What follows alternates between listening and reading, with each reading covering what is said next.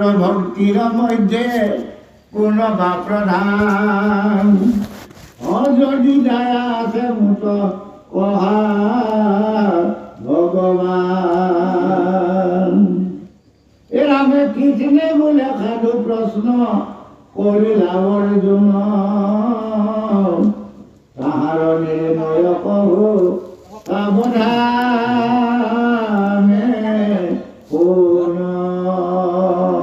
জয় কৃষ্ণ। হে গুরু সমস্ত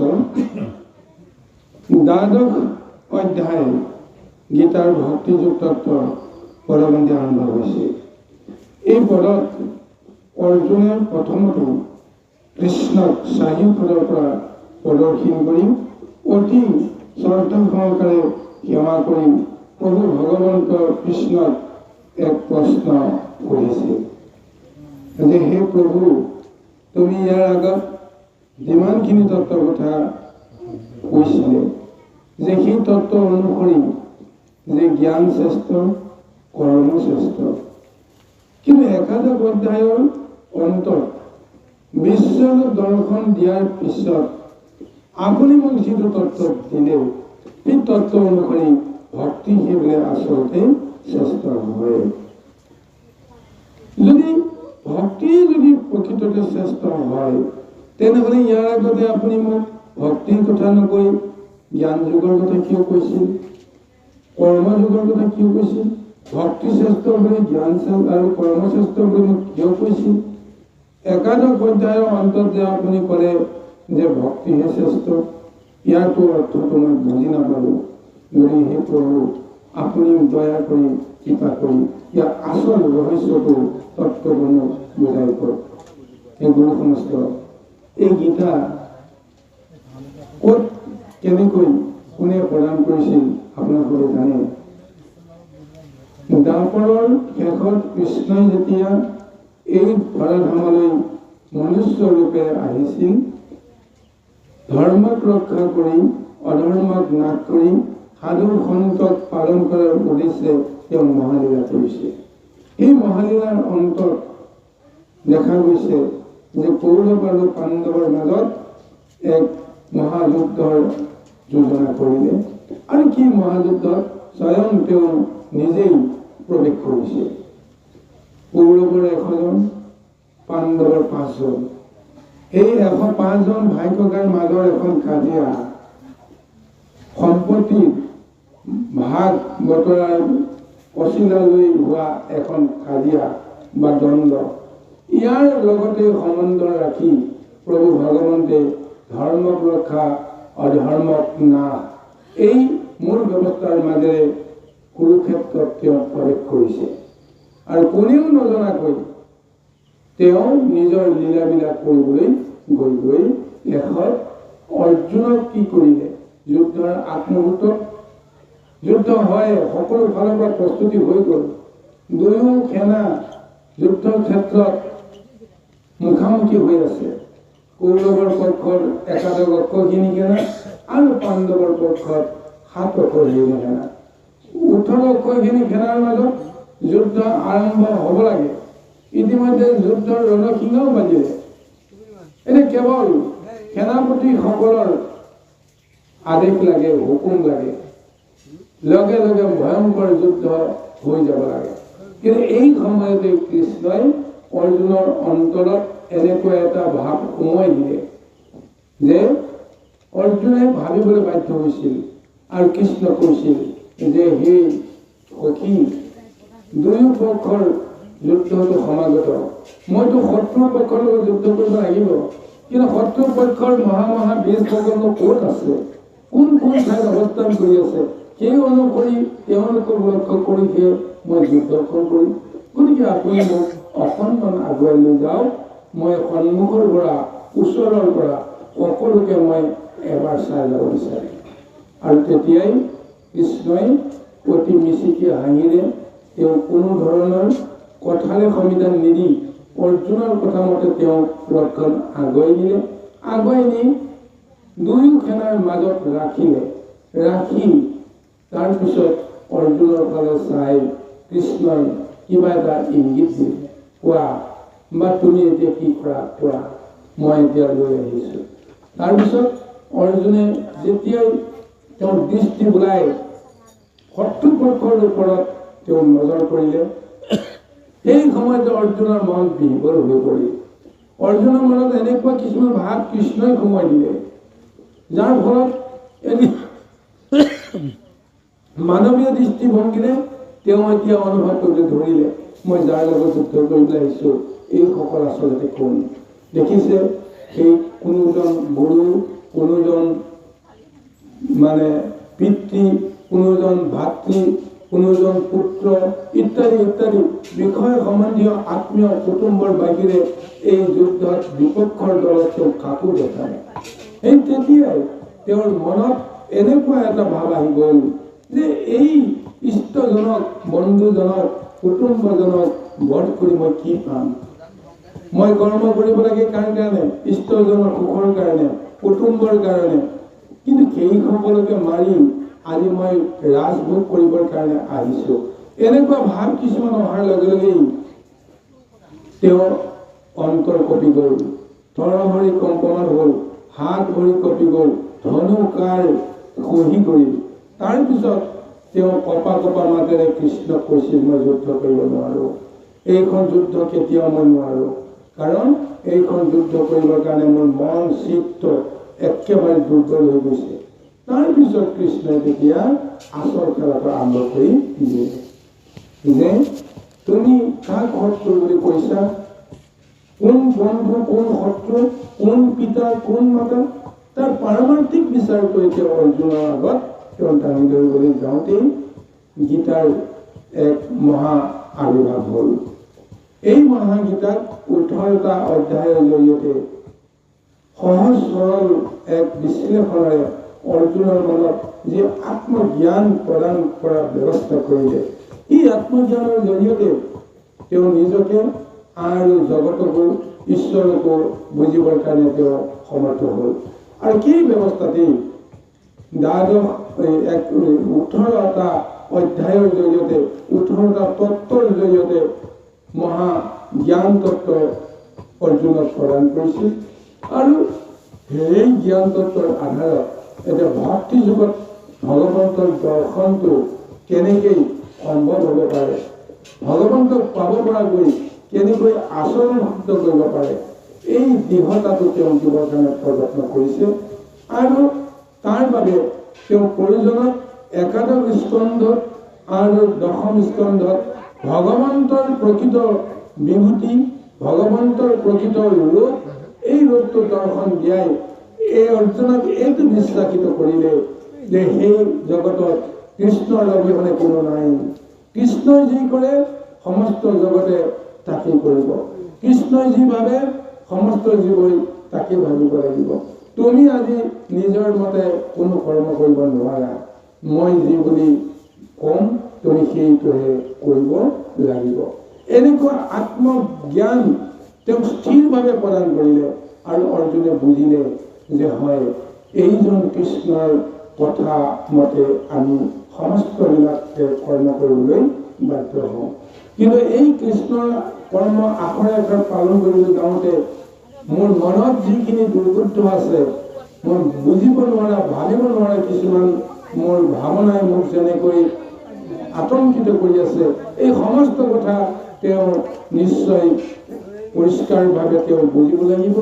নিঃসন্দেহে কৃষ্ণৰ লীলাত মহত্বত সন্দেহ নকৰাকৈ তেওঁ বুজিবৰ কাৰণে, ভজিবৰ কাৰণে, তেওঁ আত্মজ্ঞানটো শুদ্ধ ৰূপত প্ৰতিষ্ঠা কৰিবৰ কাৰণে আজি এনেদৰে কৃষ্ণৰ ওচৰত মহা স্তুতি কৰিছে, প্ৰাৰ্থনা কৰিছে।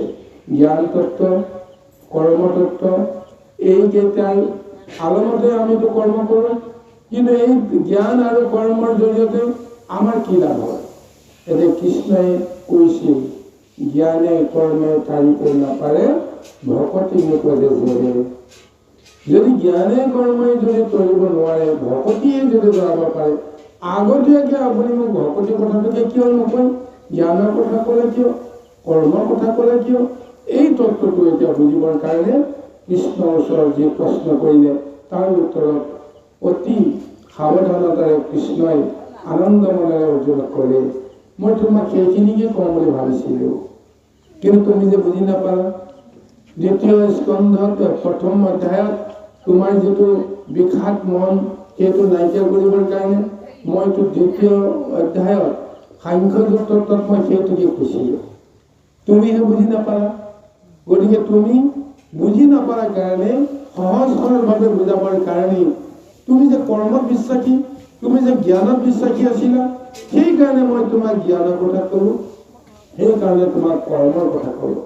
কিন্তু জ্ঞান আৰু কৰ্মৰ পৰা তুমি সন্ন্যাস ল'ব লাগিব, সেইকাৰণে জ্ঞান কৰ্ম সন্ন্যাসৰ কথাও ক'লোঁ। ঠিক এনেদৰে মোৰ ঐশ্বৰ্য বিভূতিৰ কথাও ক'লোঁ। এতিয়া যদি তুমি ভক্তি তত্ত্বৰ বিষয়টো জানিব বিচাৰিছা, মই তাৰ পুংখানুপুংখভাৱে তোমাক ক'বলৈ যত্ন কৰিছোঁ। তুমি কেৱল ধ্যান দি শুনা, মন বুদ্ধি তুমি সাৱধান কৰি মোৰ প্ৰতিটো কথা শুনিবৰ যত্ন কৰা। আহক ইয়াৰ পিছত আমি ঈশ্বৰ পদলৈ আগবাঢ়ো। কৃষ্ণ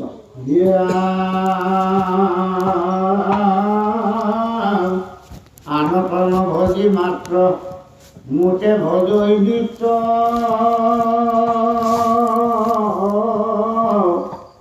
অমৃত মন নিবে দীৰ্ঘ পৰিচিত পৰমতৰ ধাৰে মোক কৰিলে কষাৰ অৰ্থাৎ মোৰ প্ৰাণ যিটো ময়ো ভয়লো তাৰ।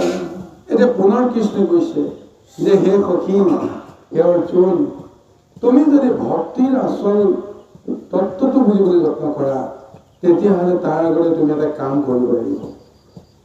যে তুমিতো বুজিলা যে মই কোন, বিশ্বৰূপ দৰ্শনৰ পিছত তুমি উপলব্ধি কৰিলা যে মই আচলতে দৈৱকীৰ পুত্ৰ নহয়, মই বসুদেৱৰ পুত্ৰ নহয়, মই যে অনন্ত কোটি ব্ৰহ্মাণ্ডৰ অধিকাৰীজন, মই ইচ্ছা অনুসৰি যে মই ৰূপ লওঁ, এই তত্ত্বটো তুমি বুজিলা। মোৰ বিশ্বৰূপ চাবৰ কাৰণে তোমাৰ শক্তি সামৰ্থ্য নহ'ল, গতিকে তুমি পুনৰবাৰ হাত জৰি কৰি তুমি ক'লা যে এই ৰূপ সম্বৰণ কৰা, এই ৰূপ চাব পৰা মোৰ শক্তি নাইকিয়া হৈ গৈছে। গতিকে তুমি যেতিয়া বুজিলা ময়ে ঈশ্বৰ, গতিকে ভক্তি তত্ত্বটো তুমি বিশ্লেষণ কৰিবলৈ যাওঁতে তুমি দৃঢ়তাৰে মোক অন্তৰত তুমি ধ্যান কৰিব লাগিব। আনক তুমি কোনো কাৰণতে আশ্ৰয় নকৰি মোকেই তুমি আশ্ৰয় কৰা, মোকেই তুমি ভজা, মোৰ প্ৰতিটো কথা তুমি আখৰে আখৰে পালন কৰিবৰ কাৰণে তুমি অংগীকাৰবদ্ধ হোৱা। আৰু মই যি কম কোনো কাৰণতে সেই কথাটো অনৰ্থ হ'ব নোৱাৰে বুলি তুমি বিশ্বাস কৰা। আৰু এনেকুৱা এটা বিশ্বাস কৰাৰ পিছত তুমি পৰম শ্ৰদ্ধা সহকাৰে মোৰ কথাবিলাক শুনিবলৈ যত্ন কৰিবা। কোনো প্ৰশ্ন শংকা কেতিয়াও মোক কৰিব নোৱাৰিবা। প্ৰশ্ন কৰিব পাৰিবা, কিন্তু কথা হ'ল তুমি অবিশ্বাস কৰিব নোৱাৰা যে মই আচলতে জগতৰ ঈশ্বৰ হওঁ নে নহওঁ। এনেকুৱা ভাৱনা কিছুমান তুমি কেতিয়াও ল'ব নোৱাৰিবা। তেতিয়া কি হ'ব যে পৰমৰ শ্ৰদ্ধাৰে মোক কৰিলে সাৰ, তাতো মোৰ প্ৰাণৰ খেতি ময়ো ভৰিলো তাৰ। তেতিয়া তুমি জানিবা পৰম শ্ৰদ্ধা সহকাৰে মোকেই তুমি যদি সাৰ কৰা, তেতিয়াহ'লে ময়ো সেইজনে হ'ম, তেওঁ মোৰ হ'ব, দুয়োৰে লগ এৰি নহ'ব।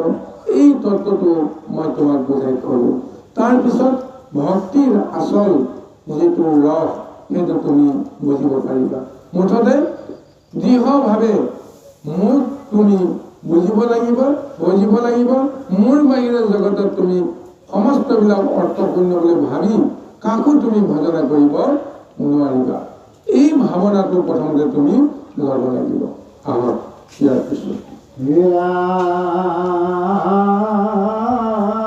ব্ৰহ্মৰূপাথৰ উপাধিৰে যিটো লোক অভেদ ভাৱনা কৰি চিন্তি পাৱে মোক এরামে জ্ঞানর ভক্তির ফল নিষ্ফল না যায়, বিশ্বে জ্ঞানী বাহাদুর পথে গতি পায়। সুরা সুরক্ষিত পক্ষী সবাহাতে সমান, অপৰমধু খাদ্য মন ইন্দ্ৰিয় নিয়ম। এৰাম চিন্তয় ভক্ত ব্ৰহ্ম মনয় কুশল, অভক্ত চিন্তন জ্ঞান পথ দুখত। এতিয়া তুমি মোক কেনেদৰে উপাসনা কৰিবা? এই উপাসনা কৰিব যাওঁতে তোমাৰ চিত্ত আৰু মনত এনেকুৱা এটা ভাৱনা আহিব লাগিব। তাকে কোৱা হৈছে ব্ৰহ্মৰ ৰূপাক্ষৰ উপাসিবে যিটো লোক, মোক যদি কোনোবাই ব্ৰহ্ম বুলি ভাবে, যি ব্ৰহ্মক কোনেও দেখা নাপায়, যি ব্ৰহ্মৰ কোনো ৰূপ নাই, যি ব্ৰহ্মই জন্ম আৰু মৃত্যুৰ লগত সম্বন্ধ নকৰে, ঠিক তেনেকে ব্ৰহ্মস্বৰূপ বুলি যিসকলে মোক উপাসনা কৰে, আৰু সেইসকলে মোক বা অন্যান্য জীৱবিলাকক কোনো কাৰণতে ভেদভাৱ ৰাখিব নোৱাৰে। এক বুলি গণ্য কৰি যিসকলে মোক চিন্তা কৰে, সেইসকলে তেওঁলোক মোক পায়। আৰু এইটো জানিবা, মোক পোৱাৰ পিছত জ্ঞান আৰু ভক্তিৰ যি এটা মহত্ব, সেই মহত্বটো এক হৈ পৰে।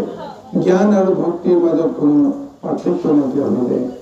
গতিকে জ্ঞান আৰু ভক্তি দুয়োটা পথেৰেই মোক পাব পাৰে, কিন্তু যিটো জ্ঞানে মোৰ কথা ভাবিব নোৱাৰে, সেই জ্ঞান প্ৰকৃততে জ্ঞান হ'ব নোৱাৰে। এই জ্ঞান প্ৰকৃততে অজ্ঞান বা অবিদ্যা। এই জ্ঞানত থাকে অহংকাৰ, অহংকাৰ থাকিলে মোক কেতিয়াও ভক্তি কৰিব নোৱাৰে। সেইকাৰণে কৈছে জ্ঞানৰ ভক্তিৰ ফল নিষ্ফলে নাযায়, নিষ্ঠে জানিবা হাত দুয়ো পথে গতি পায়।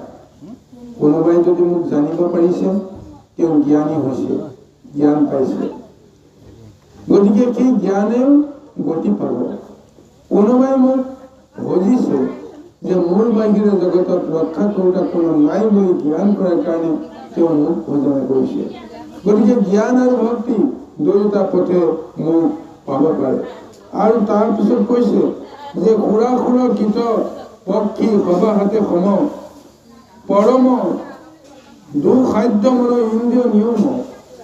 সুৰাসুৰ জগতত কীট পতংগ পশু পক্ষীকে আদি কৰি সমস্তবিলাক জীৱ, সেই জীৱবিলাকত ব্ৰহ্মস্বৰূপ মই সকলোৰে হৃদয়ত থাকোঁ। আৰু সেইকাৰণে সকলোকে সমমত সমধাৰণা বাসুদেৱ বুদ্ধি ল'ব পাৰিব লাগিব। কিন্তু তাৰপিছত কৈছে এইটো এটা জ্ঞান তত্ত্বহে, যে সকলোৱে বাসুদেৱ বুদ্ধি ল'ব পাৰিব লাগিব। কিন্তু বাস্তৱতে সেই ভাৱনাটো শুদ্ধভাৱে ল'ব পৰাটো ইমান সহজ কথা নহয়। কি কাৰণত নহয় তাৰ উল্লেখ কৰিছে, কাৰণ ইন্দ্ৰিয় বৰ্গই কৰ্ম পৰিচালনা কৰে, ইন্দ্ৰিয় বৰ্গৰ আশা আকাংক্ষাৰ লগত আমাৰ মন বুদ্ধি চিত্ত জড়িত হৈ থাকে। যদি সেইকাৰণে যে ইন্দ্ৰিয় ইমানেই চঞ্চল, প্ৰতিটো ইন্দ্ৰিয়ই নিজৰ নিজৰ বাসনা অনুসৰি কৰ্ম কৰে। এই ইন্দ্ৰিয় বৰ্গৰ ভিতৰত শ্ৰেষ্ঠ ইন্দ্ৰিয় হৈছে মন। মনে হৈছে ৰজা। এই ৰজাৰ জৰিয়তে, মনৰ জৰিয়তে বাকী সমস্ত ইন্দ্ৰিয় নিজৰ নিজৰ অভিলাষ সাধন কৰিব বিচাৰে।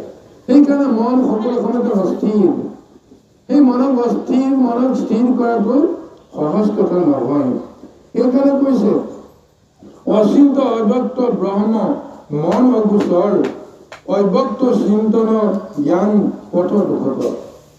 গতিকে এই তত্ত্বটোকে কৈছে যে যিটো ব্ৰহ্মৰ কথা কোৱা হৈছে, ই মনলৈ বোলে অগোচৰ। মনে বিষয় সংসাৰৰ লগতে সম্বন্ধ কৰে, কিন্তু প্ৰকৃততে ব্ৰহ্ম হৈছে এই পাৰ্থিৱ জগতৰ লগত কোনো সম্বন্ধ নথকা পৰম এক সৎসত্তা। এই ব্ৰহ্মক মনেও বুজি পোৱাৰ মানে সমৰ্থন নহয়। সেইকাৰণে সেই মনে অত্যন্ত দুখ আৰু যন্ত্ৰণা এনেকুৱা এক মুহূৰ্তৰ মাজত পাৰ কৰিব লগা হয়। এইটোকে কোৱা হৈছে অব্যক্ত চিন্তন জ্ঞান পথ দুখতৰ। এই জ্ঞানৰ পন্থটো আটাইতকৈ দুখতৰ বুলি কোৱা হৈছে। কিয়নো দুখতৰ? কাৰণ জ্ঞানে কোনো কৰ্ম সাধন কৰিব নোৱাৰে, যদিহে ইন্দ্ৰিয় বৰ্গই নিজৰ নিজৰ অভিলাষ মতে আমাক বিচলিত কৰিবলৈ যত্ন কৰি থাকে। সেইকাৰণে জ্ঞানেৰে সৈতে কৰ্ম কৰিবলৈ যাওঁতেও মনক যদি স্থিৰ কৰিব পৰা নাযায়, তেতিয়াহ'লে ভক্তিৰ পৰাকাষ্ঠা লাভ কৰিব নোৱাৰাৰ কাৰণত মন সদায় অস্থিৰ হোৱাৰ লগতে জ্ঞানৰ জৰিয়তে জীৱাত্মাই আটাইতকৈ দুখ কষ্ট পাব লগা হয়। কৃষ্ণ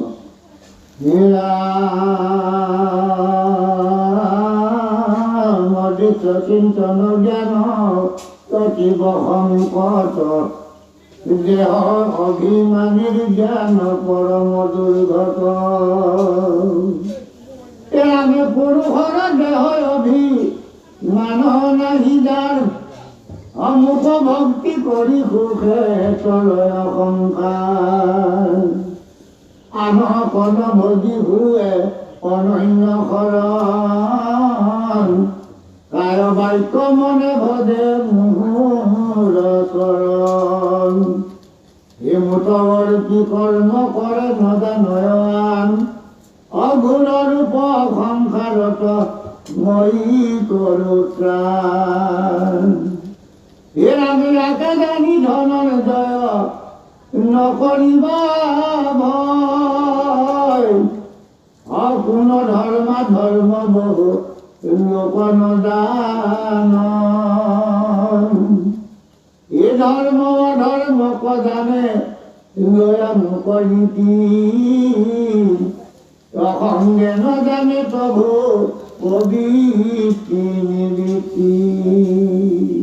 যিহেতু জ্ঞানৰ ওপৰত সমস্ত কৰ্ম নিৰ্ভৰ কৰে, সেই জ্ঞানৰ পৰাকাষ্ঠাটো আমাক এনেদৰে চিনাকি দিছে অৰ্জুনৰ জৰিয়তে যে অদৃশ্য চিন্তন জ্ঞান অতীব সংকট। জ্ঞানৰ যিটো ব্যৱস্থা সেইটো প্ৰকৃততে বোলে অদৃশ্য। হয়নে নহয় চিন্তা কৰি চাওকচোন বাৰু। আমাৰ দেহৰ ভিতৰত যিমানখিনি শক্তিয়ে আমাক ক্ৰিয়া কৰি আছে, এই সমস্ত শক্তিবিলাকেই অদৃশ্য, আমি কেতিয়াও দেখা নাপাওঁ। মন বুদ্ধি চিত্ত এই সমস্তবোৰ আমি দেখা নাপাওঁ। আৰু আমি যিটো জ্ঞান আহৰণ কৰিছোঁ, কোনে জ্ঞানটো ধৰি ৰাখিছে আমি তাকো নাজানো। অজ্ঞানতাটো ক'ৰ পৰা আহিছে আমি তাকো নাজানো। মনৰ পৰাই শৰীৰৰ দেহৰ পৰাই কিবা এটা বোধ শক্তি এটা জন্ম হৈছে, আমি তাকো দেখা নাপাওঁ। গতিকে সেইকাৰণে কৈছে এইটো অদৃশ্য, চিন্তনটো অদৃশ্য। জ্ঞান আছেনে নাই ক'ব নোৱাৰো, জ্ঞানটো অদৃশ্য। গতিকে সেইকাৰণে এই সমস্ত জ্ঞানৰ জৰিয়তে আমি কৰ্ম কৰাটো সহজ নহয়। এইটো তাকে কৈছে যে যদিহে নিজৰ দেহটো আছে বুলি জানি, দেহৰ জৰিয়তে কৰ্ম কৰা বুলি ভাবি, দেহৰ প্ৰতি কোনোবাই যদি অভিমান লয় যে মইহে কৰিছোঁ বুলি এটা যদি তেওঁ অহংকাৰ লয়, তেতিয়াহ'লে জানিব লাগিব যে তেওঁ কোনো কাৰণতে মোৰ ভক্তি কৰিব নোৱাৰে। গতিকে সেইকাৰণে কৈছে দেহা অভিমানীৰ জ্ঞান পৰম দুৰ্ঘট বুলি কৈছে।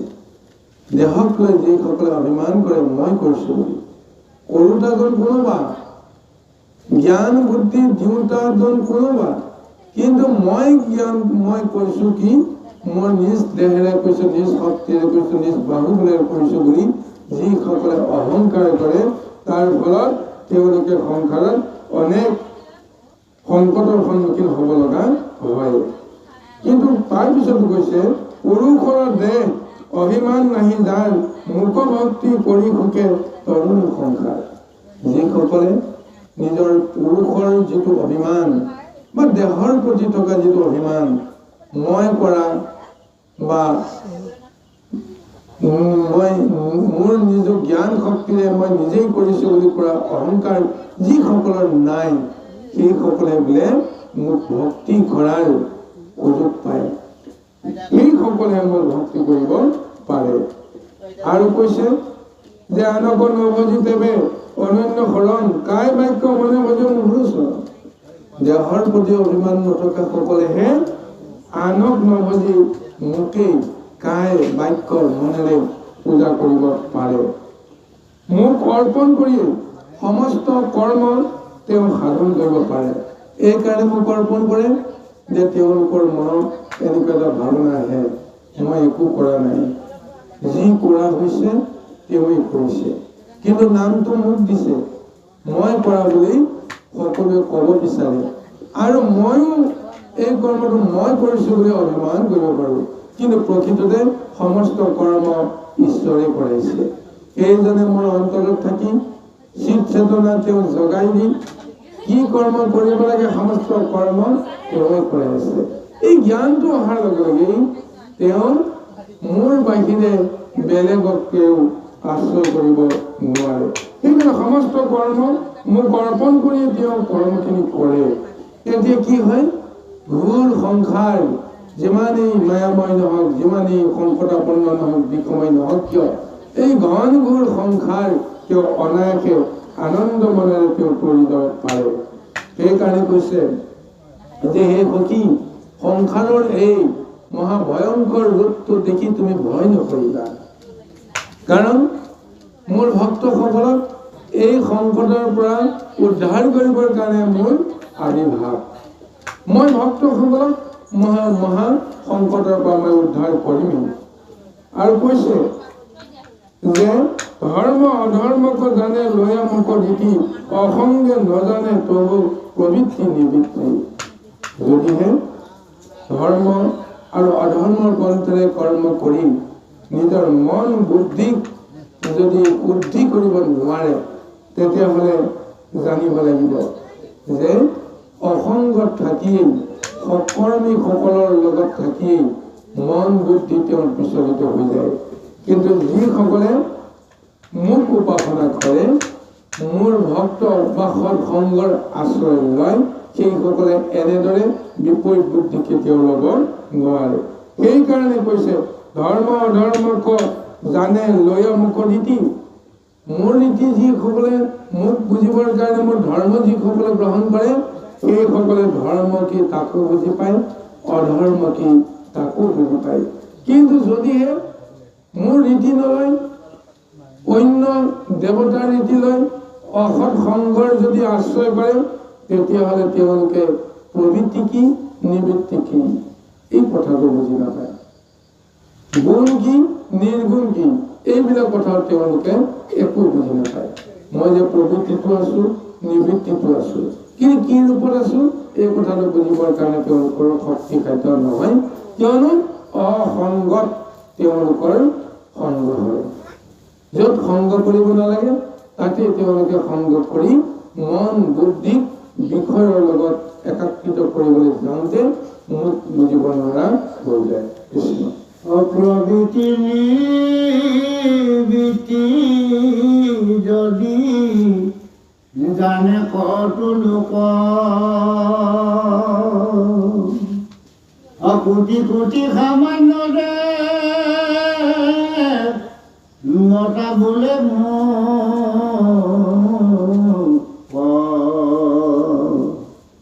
দেৱৰৰ গত নিচ লাই পূজা কৰে,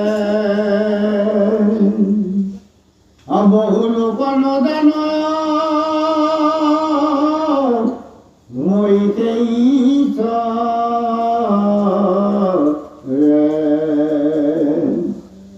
আমি ঈশ্বৰ বুলিয়া জানে যদি কত লোক, অচৰু পালো অনাৰু তিনিও লোক, অৱতাৰ হৰি ভাৰ হৰ পৃথিৱীৰ নিৰাকাৰ বুলিব গুণজানে বিশ্ব।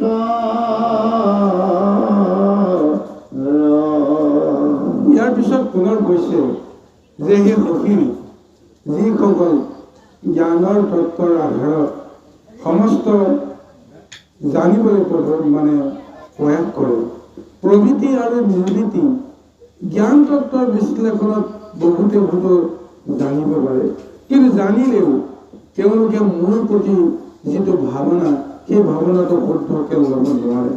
মোৰ মানে তেওঁ দৈৱকী নন্দন মানে কৃষ্ণৰ কথা কোৱা হৈছে। বহুতে পুত্ৰ মই কৃষ্ণৰ কথা মই ক'ব বিচাৰিছোঁ। মই এজন সাধাৰণ মানুহ বুলি হয়তো বহুতে সেই জ্ঞানী লোকে কৰ্মী লোকে হয়তো ক'ব বিচাৰে। সেইকাৰণে কৈছে কোটি কোটি সামান্য দেৱতাৰ বোলে মোৰ অসহ্যশালী যিটো ৰূপ বা কৰ্ম, এই সমস্তবিলাকৰ জৰিয়তে কিছুমানে হয়তো ভাবে যে মই দেৱৰো দেৱ, হয়তো দেৱতাৰ ভিতৰত শ্ৰেষ্ঠ দেৱ, এনেকুৱা এটা ভাৱনাৰে তেওঁলোকে হয়তো মোক মানে। কাৰণ মোৰ অলৌকিকতাটো দেখিছে, মই কি কৰা নাই। মই 3 দিনৰ দিনাখনেই মই পুতনাক দেখা পালোঁ, 7 দিনৰ দিনাখনেই পুতনাক মই বধ কৰিলোঁ। তাৰপিছত লাহে লাহে প্ৰতিটো কাৰ্য সাধন কৰিবলৈ জানোতে এতিয়া অলৌকিকতাই কৰা কৰ্মবিলাক সকলোৱেতো স্বীকাৰ কৰিবলৈ বাধ্য হৈছে। সেইকাৰণে বহুতে ভাবে মই কোনোবা এজন ঐশ্বৰিক দেৱতা হয়, গতিকে সেই দেৱতা বুলিয়ে মোক পূজা কৰে। গতিকে সেই পূজাৰ জৰিয়তে মোক কি কৰিছে, দেৱৰ লগত মিহলাই পূজা কৰে। বহু লোকে নাজানে মই সেই ঈশ্বৰে, কিন্তু মই যে ঈশ্বৰ, মই সমস্ত জীৱৰে প্ৰাণ কৰোঁতা। মই যদি দেৱতা হওঁ তেতিয়াহ'লে মোৰ এটা দৃষ্টি থাকে যে সৎ ভাৱনা লোকসকলৰ প্ৰতি মোৰ এটা সৎ ভাৱনা এটা থাকে, কিন্তু যিসকল দৈত্য বুদ্ধিত প্ৰবৃত্ত থাকে সেইসকলক মই সদায় শত্ৰু জ্ঞান কৰিম। গতিকে সেই দেৱতাসকলৰ দোষ আছে। গতিকে মোক হয়তো সেই সাধাৰণ দেৱতা বুলি কোনোবাই পূজা কৰে। মই যেতিয়া সন্তুষ্ট হ'ম, মই যেতিয়া কিবা এটা কাৰোবাক দিবৰ কাৰণে কৃপা কৰিম, তাতেই তেওঁলোকে সন্তুষ্ট হয়। দেৱতাবিলাকক কিয় পূজা কৰে মনুষ্যসকলে? ঐশ্বৰ্য, বিভূতি, ধন, সম্পদ, সুখ, সমৃদ্ধি, এইখিনিৰ কাৰণেতো দেৱতাসকলক পূজা কৰে। আৰু বহুতে হয়তো তেনেদৰে মোক পূজা কৰে। কিন্তু মই দৈৱকী নন্দন কৃষ্ণ হৈও মই যে গোটেই জগতখন স্বজন কৰোঁ, পালন কৰোঁ, সংহাৰণ কৰোঁ, নানান ধৰণৰ মই অৱতাৰ ধৰি পৃথিৱীৰ ভাৰ মই হৰণ কৰোঁ, নিৰাকাৰ বুলি যিটো সত্তা আচলতে মোৰেই, এই জ্ঞানটো কিন্তু বহুতেই নাজানে। যিটো জ্ঞান আজি মই তোমাক দিবলৈ প্ৰযত্ন কৰিছোঁ। সেইকাৰণে কৈছে অৱতাৰ ধৰি ভাৰ সৰু পৃথিৱীৰ নিৰাকাৰ বুলি মোক নজনা বিস্তৰ। মই যে আকাৰতহে আছোঁ, আকাৰত আছোঁ কাৰণে সকলোৰে লগত মই খেলা ধূলা কৰি আছোঁ, কথা বতৰা পাতিছোঁ, হয়নে? ভাল পোৱা নোপোৱা বা বেয়া পোৱা এনেকুৱা ধৰণৰ লীলাৰে সকলোৰে লগত মানে সম্বন্ধ কৰি আছোঁ। কিন্তু মই যে প্ৰকৃততে নিৰাকাৰ হওঁ, এই তত্ত্বটো বহুতে নাজানে। গতিকে এইকাৰণে মই তোমাক আজি ক'লোঁ যে মই আকাৰতো আছোঁ, মই নিৰাকাৰতো আছোঁ। কিন্তু মোক যদি তুমি ভালদৰে বুজা তেতিয়াহ'লে জগতক আৰু বুজিবৰ কাৰণে আৰু বাকী নাথাকিব। এই তত্ত্বটো এতিয়া কৈ গৈ আছে। যিটো জনে কব লয় সৰ্বাত্মক অদ্বৈত নিৰ্গুণ ব্ৰহ্ম জগত ব্যাপক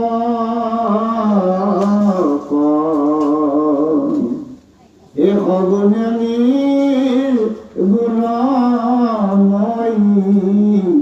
দুয়ৰূপ ধৰো অজৰি আত্মাৰামত গুণলীলা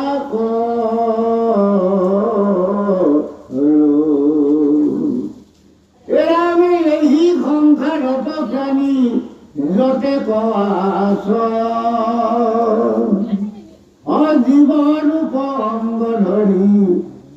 সংসাৰ ভ্ৰম এ অভিযায়া বৰে দিব গুণৰ সংগত অমুক নদানে সে জানা এইখিনি এতিয়া পুনৰ অৰ্জুনে কৈছে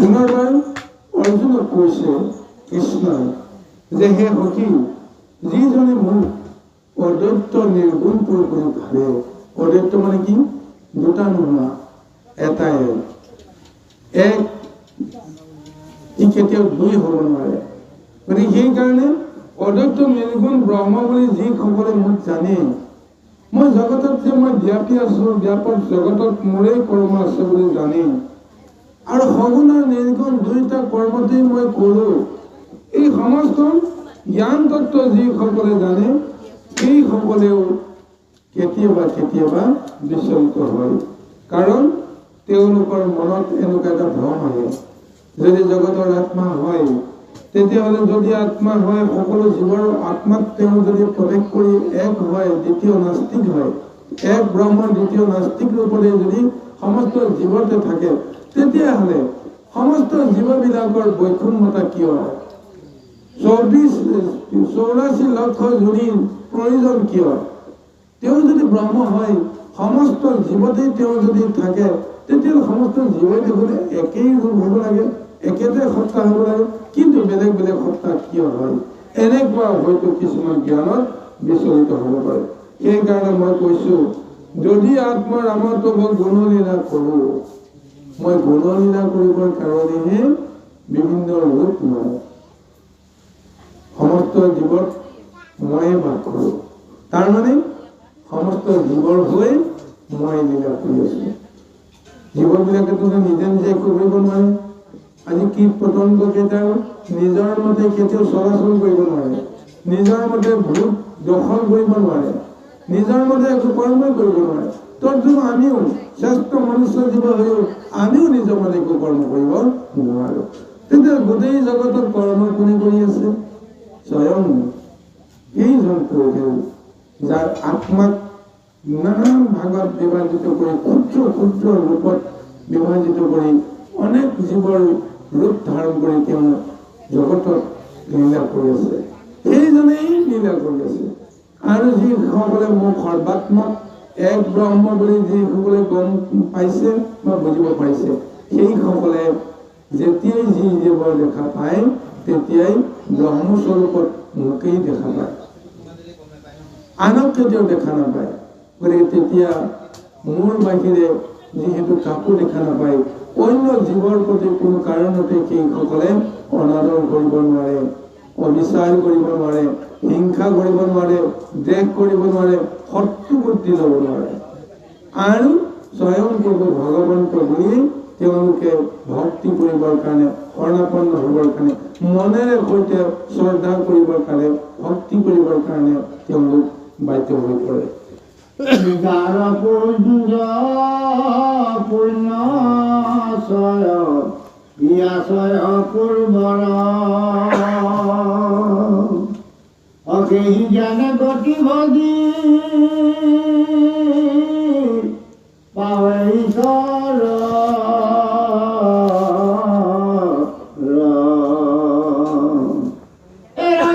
এই কৰ্মে গতি পালে কহিলো তো মাত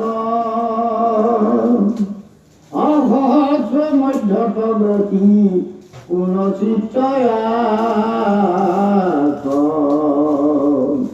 নিশ্চয় জানা সখীয়েহি ব্ৰহ্মাণ্ড ভিতৰ তাৰ মধ্যে যত প্ৰাণী ইয়াতে নিৰন্তৰ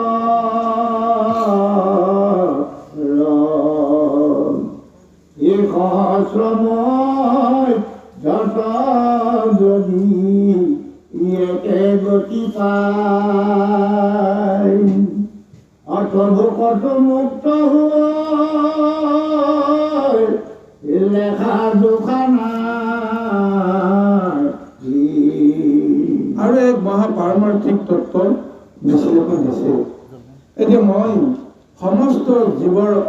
স্বৰূপ লৈ মই লীলা কৰোঁ।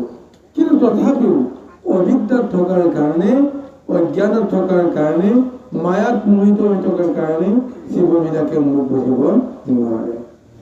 কিন্তু তাৰ মাজতে যিসকলে বুজিম, সেইসকলে কেনেকৈ বুজিব পাৰে সেই কথাটো কৈছে যে যাৰ পুঞ্জ পুণ্য ছয় আশ্ৰয় পূৰ্বৰ, এই জ্ঞানেৰে গতি ভজি পাওঁ ঈশ্বৰৰ। যিসকলৰ পূৰ্বৰ জন্মত নানান ধৰণৰ পুণ্য সঞ্চয় হৈ আছে, সেই পূৰ্বজন্মৰ পুণ্যৰ সূত্ৰেহে মোক সেইসকলে জানিবলৈ পাৰে, বুজিব পাৰে আৰু সেইসকলে মোক ভজনা কৰিব পাৰে। সেই কৰ্মে গতি পায় কহিলো তোমাৰ সহস্ৰ মধ্যত গতি পুনঃচিত্ৰা। আৰু এনেদৰে এইসকলে মোৰ কৰ্ম কৰি তেওঁলোকে গতি পাব পাৰে। কিন্তু তাকে এটা প্ৰমাণ দিছে, লক্ষ লক্ষ কোটি কোটি জীৱ আছে বা নৰ আছে, এই লক্ষ লক্ষ কোটিৰ ভিতৰত সামান্য দুই এজনেহে কোটিৰ মাজত গতি বুলি তাক কোৱা যায়। কোনোবা এজনেহে মোক বুজিব পাৰে, যাৰ পূৰ্বজন্মত অসংখ্য পুণ্য আছে, সেই পুণ্যৰ ফলত মোক পাইছে।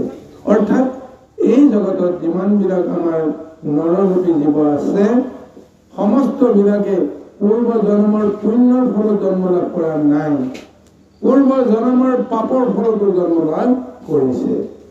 গতিকে পাপৰ ফলত জন্ম লাভ কৰিছে, পাপ ভঞ্জন কৰিবৰ কাৰণে, নৰকৰ নিকাৰ পুঞ্জিবৰ কাৰণে, পূৰ্বৰ জন্মত কৰা দুখবিলাক নাইকিয়া কৰিবৰ কাৰণে এটা সুযোগ দি তেওঁলোকক এই সংসাৰলৈকে পঠিয়াইছে। আৰু সেইসকলে মোক বুজিব নোৱাৰে। কিন্তু পূৰ্বত যিসকলে শুদ্ধ কৰ্ম আচাৰ নীতি ধাৰণ কৰিছিল, এই জন্মত সেইসকলে মোক বুজিব পাৰিছে, এইসকলে মোক বুজিব পাৰিছে। তাকে এটা কথা কৈছে, যদি লক্ষ লক্ষ কোটি কোটি জনৰ মাজত কোনোবা এজনে মোক যদি ব্ৰহ্ম স্বৰূপত বুজিব পাৰিছে, তেতিয়াহ'লে জানিবা যে সেইজনৰ জৰিয়তে লক্ষ লক্ষ কোটি কোটি জনেও গতি পাব পৰা এটা ব্যৱস্থা হয়। গতিকে আজি হাজাৰ হাজাৰ লক্ষ লক্ষ কোটি কোটি অজ্ঞানত থাকক, এজনেই মুখ্য গতি প্ৰাপ্ত হওক বা মোক ভগতি কৰক, জগতখন সমতুল্য হৈ থাকিব। কাৰণ এই এজনৰ কাৰণে কোটি কোটি জনৰ ৰক্ষা কৰিব। আজি এই তত্ত্বটোকে কৈ আছে। এতিয়া অসম মূলকত আমাৰ কথাটো বাঢ়ি দিব। যিখিনি সময়ত শংকৰদেৱ বন্দনাই আধ্যাত্মিক তত্ত্বৰে তেওঁ গোটেই জগতখনক দেখিছিল, যিখিনি সময়ত জীৱবিলাকে নিজকে বুজিব নোৱাৰি অন্ধকাৰৰ গহ্বৰত সোমাই আছিল, গুৰু গোসাঁই নমনা হৈছিল, অনাচাৰ অত্যাচাৰত সকলোৱে মত্ত হৈ আছিল, সেইখিনি সময়তে আধ্যাত্মিকতাৰে তেওঁ ইজনৰ লগত সিজনৰ বন্ধুত্ব গঢ়িবৰ কাৰণে, ইজনৰ লগত সিজনৰ এটা স্বৰূপ গঢ়ি তুলিবৰ কাৰণে, তেওঁ যিটো বৈষ্ণৱ ধৰ্মৰ যিটো প্ৰচাৰৰ কাৰণে যিখিনি কৰিলে, ভাগৱত লিখিলে, অন্যান্য শাস্ত্ৰবিলাক জগতৰ কাৰণে তেওঁ প্ৰদান কৰিলে। আৰু তাৰ জৰিয়তে কি হ'ল, আজি সেই এটা সময়ত এজন শংকৰদেৱে যিখিনি কথা জানিব পাৰিছিল, বুজিব পাৰিছিল, বাকী কোটি কোটি সকলে বুজিব পৰা নাছিল। কিন্তু আজি শংকৰদেৱে ভাগৱত লিখি থৈ গ'ল, শংকৰদেৱৰ অনুগামীসকলে যে গীতা বা অন্যান্য শাস্ত্ৰসমূহ পুৰাণসমূহ তৰ্জমা কৰিলে। আৰু আজি কি হৈ গ'ল যে ভকত বৈষ্ণৱসকলে বা অজ্ঞানীসকলে সেই শাস্ত্ৰ পঢ়ি মহাজ্ঞান তত্ত্ব পাবলৈ সমৰ্থ হ'ল। ৰজাৰ ভয়ত পলাই ফুৰা শংকৰদেৱৰ জৰিয়তে শেষত এনেকুৱা এখন সমাজ গঢ়িল, এনেকুৱা এখন সমাজ আহি গ'ল আজি তাৰিখলৈকে, যে লক্ষ লক্ষ কোটি কোটি ভক্তৰ সমাগম হৈ ভগৱন্তৰ নাম কীৰ্তন কৰিবলৈ আৰম্ভ কৰিছে। এয়া জানো এই এজনৰ জৰিয়তে পোৱা মহাফল নহয় জানো বাৰু? গীতাই সেইকাৰণে কৈছে, কোটি কোটি জনৰ ভিতৰত এজনেও যদি মোক ব্ৰহ্মস্বৰূপত বুজিব পাৰে, তেতিয়াহ'লে লক্ষ লক্ষ কোটি কোটি জনেও তাৰ জৰিয়তে গতি আৰু মুক্তি পাব পৰা ব্যৱস্থাটো আৰম্ভ হৈ যায়। এয়াই হৈছে ভগৱন্তৰ পাৰমাৰ্থিক তত্ত্ব। কৃষ্ণ এৰামে চিত্ত বুদ্ধি মন মুত নিবেদিলা দাৰ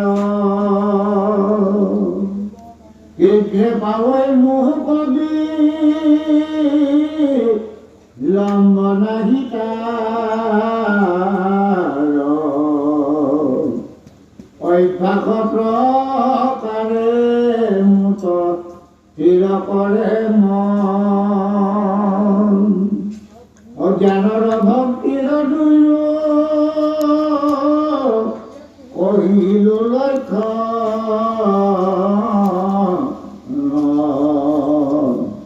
এৰামে যদি তাতো তুমি হেন গোলা মহাবল ইন্দ্ৰিয়ৰ মধ্যে মন আতিবে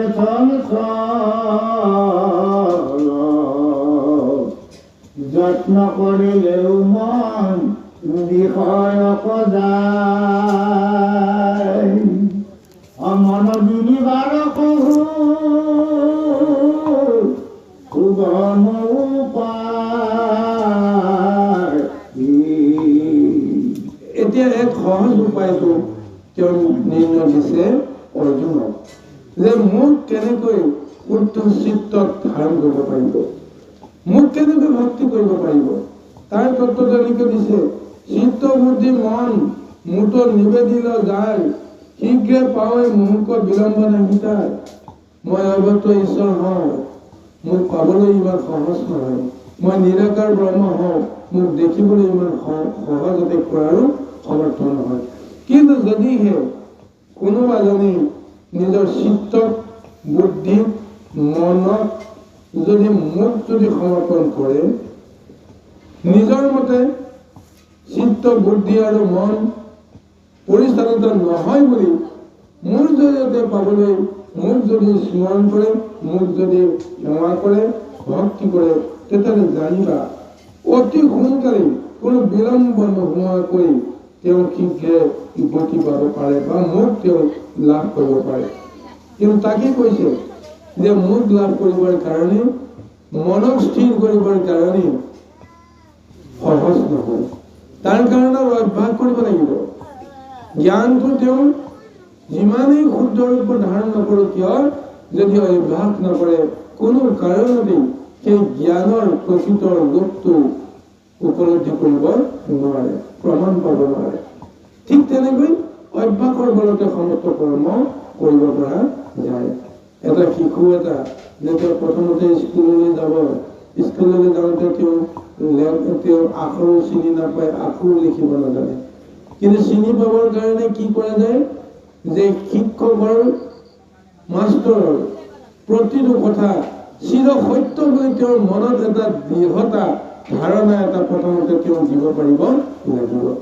শিক্ষকে যি কয়, মাষ্টৰে যি কয়, কেতিয়াও মিছা কথা নকয় বুলি তেওঁৰ মনত দৃঢ়তা ধাৰণা থাকিব লাগিব। আৰু তেওঁ বহুত জানে বুলি তেওঁ বিশ্বাস কৰিব লাগিব।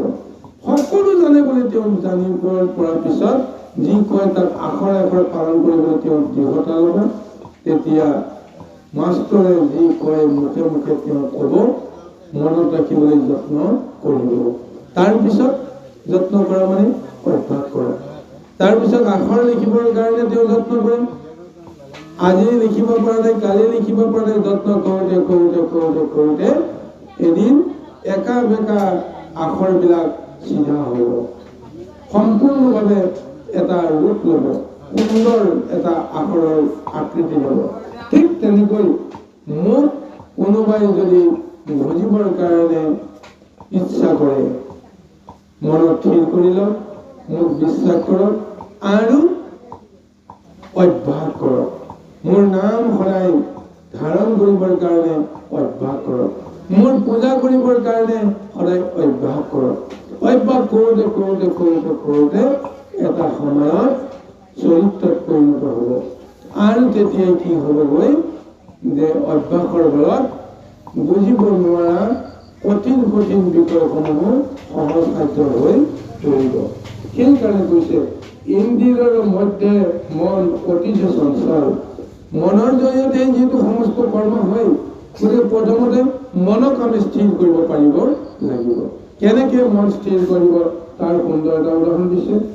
যত্ন কৰিলেও মন বিষয়ক যায়, মন যিনিবাৰ কহু হুকুম পায়। জ্ঞানে ধাৰণাৰে আমি জানো যে এইটো কৰিব নাপায়, কিন্তু মনটো যদি চঞ্চল, মনে কেতিয়াও একে ঠাইতে ৰৈ নাথাকে। সেইকাৰণে সেই চঞ্চল মনক কেনেকৈনো সুস্থিৰ কৰিব পৰা যায়, গতি দিব পৰা যায়, তাৰ কাৰণে মই এটা সহযোগত তোমাক বৰ্ণনা দিম। কৃষ্ণ অৰ্কটা পুৰুষে বিষয়েৰে মনে অপুলো আনি বাহা মন মুহুৰ চিন্তনে এৰাবে মুহুৰ স্মৰণে মন কৰিবা অভ্যাস যত্ন অভ্যাসত থাকি মন হৈব এমন অভ্যাস যদি কৰিবে নাপাৰা আমার প্রীতির অর্থে যত্নে কর্ম করা মূর গৃহ পুষ্প বাতি পরিবাদত সর্ষা ভাবে মূর গৃহ পরিবারে গৃহকলে পন্থে নীতিকার হবেনু যত অসেই কর্মে ভক্তি বার্ধি থাকে বৈকুণ্ঠত একাদশী ব্রত সেৱা অৰ্চন বন্দন শ্ৰদ্ধাৰে কৰিবা তাত শ্ৰৱণ কীৰ্তন। এতিয়া সুন্দৰভাৱে মনক কেনেকৈ সুস্থিৰ কৰিব পৰা যায়, চঞ্চল মনক কেনেকৈ এটা নিৰ্দিষ্ট গতি প্ৰদান কৰিব পৰা যায়, তাৰ এটা সুন্দৰ উদাহৰণ দিছে যে হে সখী, মুহুৰ্ষ স্মৰণে মন কৰিবা অভ্যাস যত্ন অভ্যাসত থাকি মন কৰিবা। মন স্মৰণ কৰিবৰ কাৰণে তুমি অভ্যাস কৰা। জ্ঞান তত্ত্ব তুমি উপলব্ধি কৰাৰ পিছত দেহতাৰে তুমি ধাৰণ কৰা যে মোৰ নাম তুমি লোৱা, মোৰ নাম তুমি লোৱা। কিন্তু মোৰ নাম ল'বৰ কাৰণে ইন্দ্ৰিয় মন সদায় যিহেতু চঞ্চল, তেওঁ একে ঠাইতে নাথাকে, তেওঁ ঘূৰি ফুৰে। ইন্দ্ৰিয়ৰ প্ৰবৃত্তিবিলাকত মন বিলাক নিবিষ্ট হৈ আছে। গতিকে ইন্দ্ৰিয়ই প্ৰবৃত্তিয়ে মনক জলৈ লৈ যাওক। প্ৰথম অৱস্থাত তুমি তাৰ কাৰণে ইমান হাইৰাণ হ'ব নালাগে, কিন্তু তুমি সন্ধিয়া হওক, গধূলি হওক বা এটা নিৰ্দিষ্ট ক্ষণত ঈশ্বৰৰ নাম ল'বৰ কাৰণে, মোৰ নাম ল'বৰ কাৰণে তুমি সময় ঠিক কৰা। সেই সময়ত অন্য কাম নকৰোঁ, মই ঈশ্বৰৰ নামে ল'ম, এনেকুৱা এটা সংকল্প লোৱা। সেই সংকল্প লওঁতে তুমি মোৰ নাম ল'বা, কিন্তু মনটো তেতিয়াও বিভিন্ন বিষয়লৈকে গৈ থাকে যাবলগীয়া। কিন্তু মোৰ মনটো তই মোৰ নাম স্মৰণ কৰা, মোৰ নাম লোৱাৰ কৰ্মটো কোনো কাৰণতে তুমি ত্যাগ নকৰিবা। তেতিয়া দেখিবা লাহে লাহে অস্থিৰ মনটো লাহে লাহে স্থিৰ হ'বলৈ আৰম্ভ কৰিছে। বাৰে বাৰে যদি মই নাম ল'বৰ কাৰণে এটা সময় ল'ম, অন্য কথা ভাবিবৰ কাৰণে যদি বাদ দিবলৈ যদি যত্ন কৰোঁ, এটা সময়ত ঈশ্বৰৰ নামৰ যিটো মহা ৰস, এই ৰস মনে বিচাৰি পাব। তেতিয়া লাহে লাহে চঞ্চল মন বিষয়ৰ পৰা আঁতৰি আহিব। এই অভ্যাসটো যদি তুমি প্ৰথমতে কৰিবলৈ নোৱাৰা, তেতিয়া আৰু এটা তুমি জ্ঞান কৰিবা যে মোৰ নাম ল'লে মই ভাল পাওঁ, যিয়ে মোৰ নাম লয় তেওঁক মই বেছি ভাল পাওঁ, যিয়ে মোৰ নাম নলয় মই তেওঁক কেতিয়াও ভাল নাপাওঁ। এই জ্ঞানটো তুমি মনত লোৱা। গতিকে ঈশ্বৰে ভাল পোৱা কৰ্ম কৰিবৰ কাৰণে তোমাৰ মনে ভাল পাওক বা নাপাওক বেলেগ কথা, সেইটো কামটো কৰিবলৈ যত্ন কৰা। যেনেকৈ আগদিনাখন যেতিয়া মাষ্টৰে ক'ব যে এইখিনি মুখস্থ নকৰিলে কাইলৈ যে বেতৰ গোট খাব লাগিব, শাস্তি খাব লাগিব, এই বুলি যেতিয়া তেওঁ সতৰ্ক কৰি দিয়ে, তাৰ ফলত কি হয় যে তেওঁ যেনেকেই নহওক পঢ়িবৰ কাৰণে বুজিবৰ কাৰণে তেওঁ বাৰে বাৰে যত্ন কৰে আৰু যিকোনো প্ৰশ্ন শুদ্ধভাৱে মাষ্টৰক যেতিয়া তেওঁ উত্তৰটো দিব বা শুদ্ধ উত্তৰ বহীখন যেতিয়া জমা দিব মাষ্টৰে তেওঁ বৰ ভাল পাব মৰম কৰিব এনেকুৱা এটা ধাৰণা মনত লৈ যেতিয়া তেওঁ অহৰহ চেষ্টা কৰে আৰু এটা সময়ত দেখিব যে তেওঁ বুজিবও পাৰিছে জানিবও পাৰিছে আৰু মাষ্টৰৰ বা শিক্ষকৰ মৰমতো আদায় কৰিব পাৰিছে ঠিক তেনেকৈ মোৰ পূজা সেৱা কৰিলে মই ভাল পাম এই তত্ত্বটোকে জানি তুমি অহৰহ প্ৰচেষ্টা কৰিবলৈ যত্ন কৰা মোৰ আৰু কৈছে এই কৰ্ম কৰিবলৈ যাওঁতে এটা তুমি অভ্যাসত পৰিণত কৰিবৰ কাৰণে তুমি যত্ন কৰিব লাগিব যে কেনেকৈ কৰিবা যে সন্ধ্যা মোৰ নামত এগুচি বন্তি আৰু এডাল ধূপ তুমি লগাব লাগিব তুমি দৃঢ়তাই ধাৰণা কৰি ল'লা লৈ কি কৰিব লাগিব যি স্থানত মই এডাল ধূপ জ্বলাম ঈশ্বৰৰ নামত সেই ঠাইখন মই অকণমান চাফা কৰিব লাগিব পানী ছটিয়াই লেপা পচা কৰি ঠিক কৰিব লাগিব এই কৰ্মটো মই যেতিয়া কৰিবলৈ আৰম্ভ কৰিম তেতিয়া কোৱা গৈছে কৃষ্ণই কৈছে যে মোৰ কৰ্মটো কৰিম বুলি তুমি যেতিয়া আগুৱাই গৈ আছা তোমাৰ নামে তোমাৰ অন্তৰত ক্ৰিয়া কৰি আছে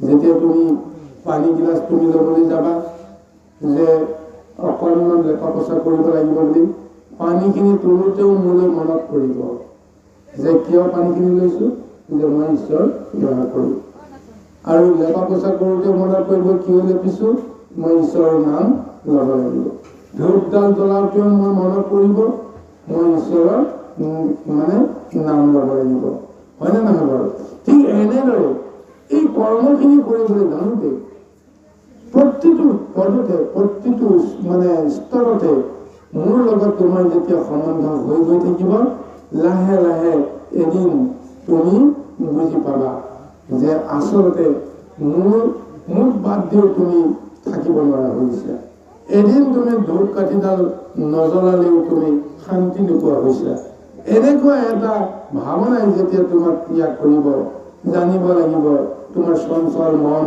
স্থিৰ হৈ গৈছে তুমি এতিয়া ঈশ্বৰৰ কৰ্ম নকৰিলে কোনো কাৰণতে শান্তি নোপোৱা এটা অৱস্থালৈকে আহিব লাগিব এই কাৰণে কৈছে যে মূৰৰ গৃহ পুষ্পপাতি কৰিবা যতন শ্ৰদ্ধাভাৱে মূৰৰ গৃহ কৰিবা লেপন গৃহক লেপনতে মৃত্যু কাৰো ৰেণু যত সেই কৰ্মে ভক্তি বাঢ়ে থাকে বৈকুণ্ঠত আৰু এনেকুৱা এটা কৰ্ম স্পৃহাই নিৰ্মল এক ভাৱনাৰ সৃষ্টি কৰাৰ ফলত কি হয় মহাভক্তি উৎপন্ন হ'ব আৰু সেই ভক্তি লাহে লাহে বাঢ়ি বাঢ়ি গৈ এটা সময়ত বৈকুণ্ঠলৈ যাব পৰা এটা অৱস্থালৈকে আহিব কৃষ্ণ আৰু একাদশী ব্ৰত সেৱা অৰ্চন বন্ধন শ্ৰদ্ধাই কৰিবা যেন চৰণ কীৰ্তন এতিয়া কোৱা হৈছে যে আমিতো নিজৰ দেহ আৰু মনত যদি আমি শুদ্ধ কৰিব লাগে তেতিয়াহ'লে আমি ব্ৰত পালন কৰিব লাগে ব্ৰত পালন এইকাৰণে কৰিব লাগে যে ইন্দ্ৰিয় বৰ্গক লেকাম দিবৰ কাৰণে হয়নে নহয় মোৰ পোহনীয়া গৰুটোক যদি মই এৰি দিওঁ এৰি দিয়াৰ লগে লগে ক'ত যাব কোনো ক'ব নোৱাৰে য'তে ত'তে তেওঁ কি কৰিব মানে জবৰ লগাব গতিকে তাৰ কাৰণে কি আমি এৰাল দিব লাগিব এৰাল দিলে অন্তত এটা জেগাতে ঘূৰি থাকিব নহয় জানো বাৰু আৰু বেলেগত লগ কৰিব নোৱাৰে ঠিক তেনেকৈ আমাৰ ইন্দ্ৰিয়ক যদি আমি শৰণ দিব লাগে লোভ মোহ মায়া কাম ক্ৰোধ ইত্যাদি ইত্যাদি বিষয়তো ইন্দ্ৰিয়বিলাক চঞ্চল হৈ ঘূৰি ফুৰে সমস্ত জগতত এতিয়া মোৰ দেহৰ ভিতৰত ইন্দ্ৰিয় আছে সঁচা কিন্তু বাসনা অনুযায়ী তেওঁলোকে সমস্ত জগতত ঘূৰি ফুৰে মই ইয়াত আছোঁ কিন্তু মোৰ ইন্দ্ৰিয়বিলাকে সমস্ত জগতত ঘূৰি আছে কিন্তু ভাগৱতে কৈছে নহ'ব সেই ইন্দ্ৰিয়বিলাক মোৰ লগতে থাকিব লাগিব মোৰ দেহৰ ভিতৰতে থাকিব লাগিব তেওঁলোক আকাংক্ষা অনুযায়ী য'তে ত'তে ঘূৰি ফুৰিব নালাগে গতিকে সেইকাৰণে আমাৰ ইন্দ্ৰিয়বিলাকক শৰণ দিবৰ কাৰণে কি কৰিব লাগে কাম ক্ৰোধ লোভ মোহ বিশেষকৈ এই চাৰিটা প্ৰবৃত্তিৰ পৰা আঁতৰত থাকিবৰ কাৰণে আমি তেওঁলোকক শৰণ দিব লাগে, ব্ৰত দিব লাগে। আমিতো সদায় এই নিয়মটো পালন কৰিব লাগে, কিন্তু সদায় নোৱাৰোঁ। গতিকে আমাক কেইটামান পবিত্ৰ তিথি ব্ৰতৰ কাৰণে নিৰ্ধাৰণ দিছে। এয়া হৈছে একাদশী, অমাৱস্যা, সংক্ৰান্তি, এনেদৰে এই কেইটামান দিৱস পালনীয় দিৱস হিচাপে আমাক নিৰ্ধাৰণ কৰিছে। অৱশ্যে তাৰো নানা তত্ত্ব আছে। একাদশী বা পূৰ্ণিমা বা অমাৱস্যাৰ বিশেষত্ব আছে, কিন্তু আমি প্ৰথমতে আমি এইটো বুজিব লাগিব, একাদশী ব্ৰত পালন কৰিবলৈ যাওঁতে নিশ্চয় সিদিনাখন আমি লঘোণে থাকিব লাগিব। উপবাস খাটা মানে কি? আমি অন্ন আৰু পানীৰ পৰা, অন্ন পানৰ পৰা আমি বিৰত থাকিব লাগিব। বিৰত থাকি কি কৰিব লাগিব? এই সময়ত ঈশ্বৰৰ নাম ল'ব লাগিব। ঈশ্বৰৰ নামৰ কাৰণে আচলতে উপবাস লাগে। কিন্তু এনেই সাংসাৰিক এটা নিয়ম বুলি যদি একাদশী পালন কৰা যায়, কোনো কাম নহয়। আপুনি লঘোণ থাকিব পাৰে, দেহটোত আপোনাৰ কষ্ট হ'ব। যদিহে আপুনি ঈশ্বৰৰ নাম নলয়, ঈশ্বৰৰ নাম নোলোৱাকে আপুনি লঘোণ থাকিলে আপোনাৰ দেহৰ বিকাৰ হ'ব। কিন্তু আজি ভাগৱতে কৈছে, শ্ৰদ্ধায়ে কৰিবা তাত শ্ৰৱণ কীৰ্তন, একাদশী হওক, অমাৱস্যা হওক বা অন্যান্য দুমাহী হওক ইত্যাদি ইত্যাদি পৰ্ববিলাকত ব্ৰত পালন কৰাৰ লগে লগে শ্ৰৱণ কীৰ্তন, কীৰ্তন, অৰ্চন, বন্দন, ভক্তিমূলক কাৰ্যবিলাকত তুমি ব্যস্ত থাকিব লাগিব। তেতিয়াই তোমাৰ ব্ৰত শুদ্ধ হ'ব। কৃষ্ণ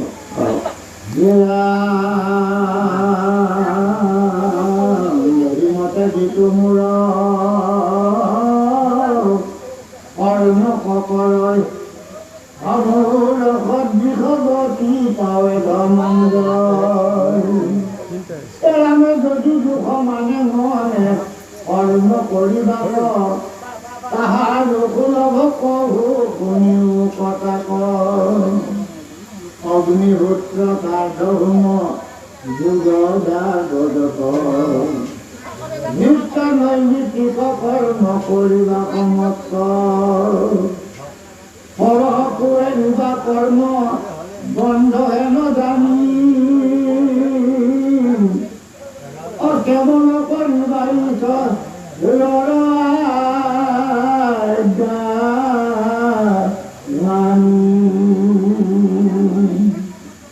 এই কর্মে চিত্ত কীর্ত ভক্তি হইব তার ভক্তির প্রসাদ বলে সংসার এই মতে কর্ম করি লেখক নিত্য অসত্য বুদ্ধি হইয়াতে হইব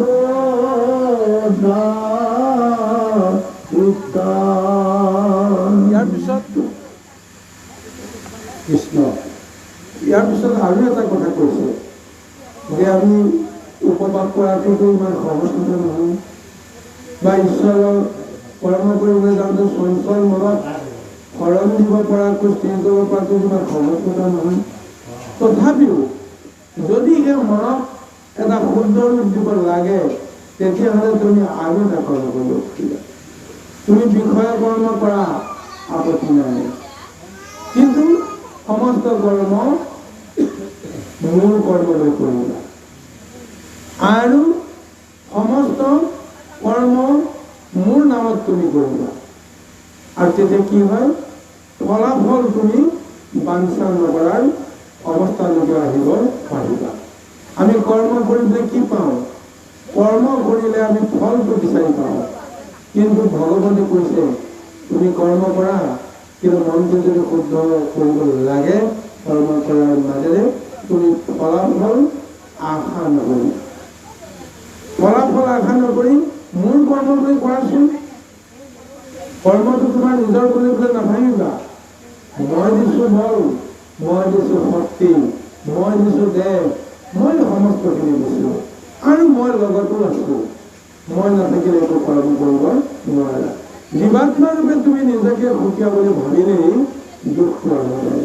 এতিয়া তুমি সমস্তখিনি ইন্দ্ৰিয় বশত থাকি তুমি ঈশ্বৰক ভজিব পৰা নাই, মনৰ শৰণ দিব পৰা নাই, নালাগে। তুমি এই কৰ্মটোকে কৰা, বিষয় কৰ্মই হওক যি কৰ্মই নহওক, তুমি মূল কৰ্ম বুলি কৰা আৰু ফল তুমি কেতিয়াও আশা নকৰিবা। তাৰপিছত দেখিবা ফলাফলবিহীন কৰ্ম এনেকুৱা এটা শক্তি থাকিব। কাৰণ ঈশ্বৰৰ কৰ্ম বুলি যেতিয়া মনত ধ্যানটো থাকিব, তেতিয়া লাহে লাহে এই ইন্দ্ৰিয় বৰ্গ কি হৈ গৈছে, শুদ্ধ হৈ গৈছে। যেতিয়া ফল আশা নকৰিব, কৰ্মখিনি কৰিব লাগে, কৰিছো, পোৱা নোপোৱা কথাটোতো মোৰ নহয়। যি ঈশ্বৰে যদি দিয়ে তেতিয়াহ'লে পাম, ঈশ্বৰে যদি নিদিয়ে তেতিয়াহ'লে নাপাম। ঈশ্বৰে নিদিয়ে মানে কি, তেওঁ মোৰ প্ৰাপ্য নহয়। এই জ্ঞানটো যেতিয়া আহে তেতিয়াহ'লে লাহে লাহে মন বুদ্ধি সকলোবিলাক শুদ্ধ হৈ পৰিব। কাৰণ মন শুদ্ধ হ'লে, ইন্দ্ৰিয় বৰ্গ শুদ্ধ হ'লে এটা কথা তুমি জানিবা, তুমি ঈশ্বৰৰ পৰা অকণমানো আঁতৰিবলৈ তুমি যত্ন কৰিব লগা নহয়। সেইকাৰণে আজি মহাভাৰতৰ মহাগীতাত মনত শৰণ দিব পৰা এক সহজ সৰল অভ্যাস এনেদৰে অৰ্জুন অৱগৰ কাৰণে উপলব্ধ হৈছে।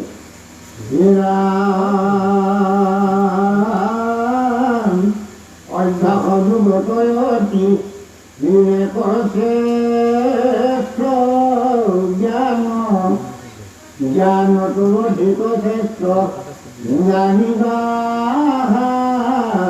জ্ঞান। আমি জ্ঞানতো অধিক কৰ্ম ফল ত্যাগ তাৰ, ত্যাগে শান্তি কৰা তৰল সংসাৰ। এই মতে কৰি পাছে দেহে নহয়, তাহাৰত ৰূপ কহু শুনা ধনঞ্জয়।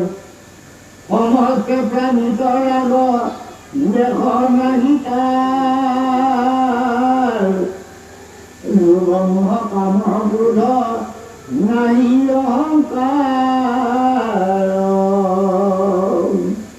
ভোকতো আনন্দ নাহি, দুখে নাহি কষ্ট,